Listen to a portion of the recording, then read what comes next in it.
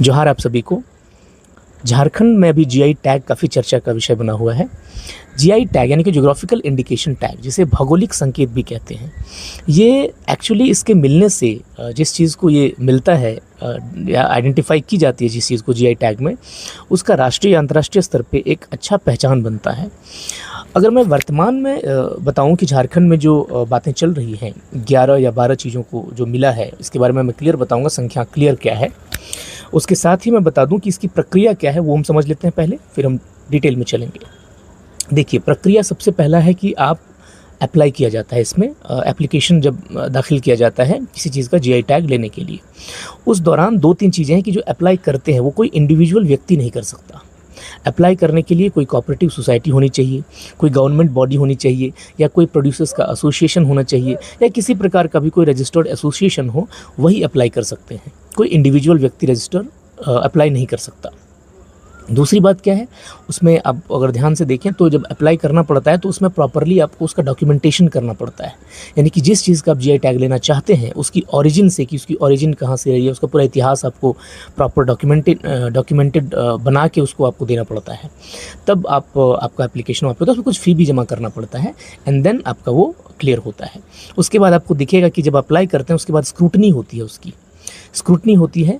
Scrutiny यानी कि छटाई होती है, और छटाई होने के बाद आपको दिखेगा कि एक प्रॉपर एक्सपर्ट की टीम होती है जो उसके सभी तथ्यों को देखती है, जो आप डॉक्यूमेंट उसमें लगाते हैं उसके सभी तथ्यों को देखती है, समझती है। और उसके बाद आपको दिखेगा कि जब क्या कह लीजिए कि जब एक्सपर्ट की टीम देख लेती है, तब आपको दिखेगा कि उसको ज्योग्राफिकल इंडिकेशन जर्नल में पब्लिश किया जाता है।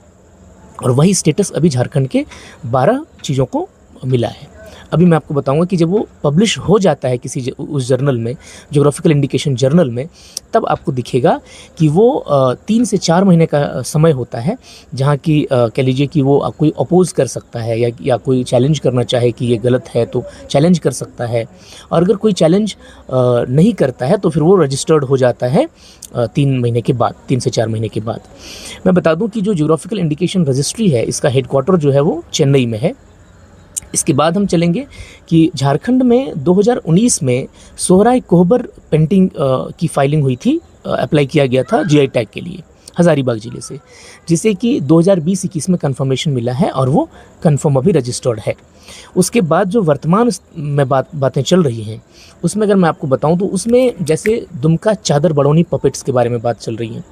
दुमका चादर बड़ौनी पपेट्स जो है, ये एक्चुअली बहुत जगह हमने देखा कि इसको किसी ने बताया कि दुमका चादर को मिला है। दुमका चादर को नहीं मिला है, दुमका चादर बड़ौनी पपेट्स है, यानी कठपुतली है, उसको मिला है।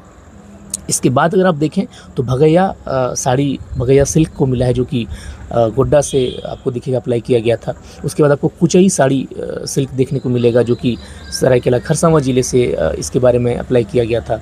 इसके अगर आप आगे देखें तो आपको केसरिया कलाकंद दिखेगा, जो कोडरमा ज़िले से जिसके बारे में अप्लाई किया गया था। देन आगे अगर आप चलेंगे तो झारखंड डोकरा क्राफ्ट को मिला है। झारखंड डोकरा क्राफ्ट जो है, ये एक लॉस्ट वैक्स स्टैचू से, जो बहुत ही पुरानी तकनीक है, उससे मूर्ति बनाने की कला है, जिसमें आपको दिखेगा कि जो आदिवासी हमारे यहाँ हैं वो मेटल्स के, यानी कि तांबे या कांसा या पीतल के जो मूर्तियाँ हैं वो बनाते हैं उस तकनीक से, पुराने जो सदियों से हमारे यहाँ आदिवासी परफॉर्म करते हैं इस तकनीक को। इसके बाद आपको दिखेगा झारखंड ट्राइबल ज्वेलरी को मिला है। यहाँ पे मैं बता दूँ, सिर्फ मुंडा ज्वेलरी को नहीं मिला है, इसमें जितने भी ट्राइब्स हैं तो ये कंप्लीट ट्राइबल ज्वेलरी को मिला है। इसमें मुंडा भी आते हैं बेशक, तो इसमें आपको दिखेगा कंप्लीट झारखंड ट्राइबल ज्वेलरी को मिला है जीआई टैग। इसके बाद आपको दिखेगा झारखंड बनम को मिला है। बनम मैं बता दूं, यहाँ पे बहुत किसी ने झारखंड बेनाम लिख दिया है, बेनाम हस्तशिल्प, ऐसा कुछ नहीं है, झारखंड बनम है। बनम एक म्यूजिकल इंस्ट्रूमेंट है, जो कि स्ट्रिंग इंस्ट्रूमेंट होता है, जिसको बजाया जाता है, स्ट्रिंग उसमें लगी होती है, उसको कहते हैं झारखंड बनम। तो झारखंड बनम को मिला है। उसके बाद आपको दिखेगा बैम्बू क्राफ्ट्स ऑफ झारखंड, यानी कि बांस का जो हस्तशिल्प हमारे यहाँ है उसको मिला है झारखंड से, फिर बैम्बू क्राफ्ट्स को मिला है। देन आगे आपको दिखेगा तसर सिल्क साड़ी को मिला है। तसर सिल्क आपको पता है, झारखंड तसर का बहुत बड़ा उत्पादक है भारत में, और तसर सिल्क साड़ी को आपको दिखेगा जीआई टैग मिला है झारखंड से। उसके बाद आपको दिखेगा जादू पतिया, एक पेंटिंग होती है संथाल आदिवासियों के बीच में आपको देखने को मिलेगा। तो ये जादू पतिया पेंटिंग को फिर आपको दिखेगा कि जीआई टैग मिला है झारखंड से। एक है पंछी साड़ी, झारखंड पंछी साड़ी, इसको पंछी परहन भी कहते हैं, पंछी परहन या पंछी साड़ी, इसको मिला है जीआई टैग।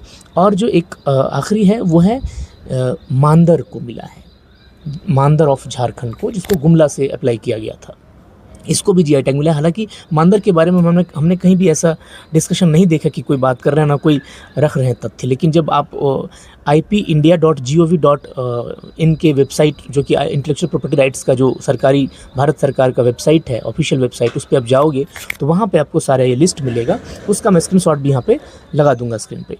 तो ये जो 12 चीज़ें हैं, इनको अभी रजिस्टर्ड कह लीजिए या रजिस्टर्ड नहीं हुए हैं, अभी रजिस्टर्ड होंगे 3-4 महीने बाद। ये अभी एडवर्टाइज्ड हुए हैं ज्योग्राफिकल इंडिकेशन जर्नल में। तो हम कह सकते हैं कि ये मिल चुका है, क्योंकि जब कोई ऑब्जेक्शन करता है तभी वो खारिज होता है। तो ऑब्जेक्शन तो करना है ही नहीं, ऑथेंटिक है, तो ऑब्जेक्शन होने के चांसेस बहुत कम है। इसीलिए हम कहते हैं कि मिल चुका है जीआई टैग हमारे 12 चीज़ों को कह लीजिए। तो ये है, और इससे पहले एक मिला था सोहराय कोबर पेंटिंग। तो कुल अगर मिला दें तो वर्तमान में झारखंड में 13 ज्योग्राफिकल इंडिकेशन टैग होता है। धन्यवाद।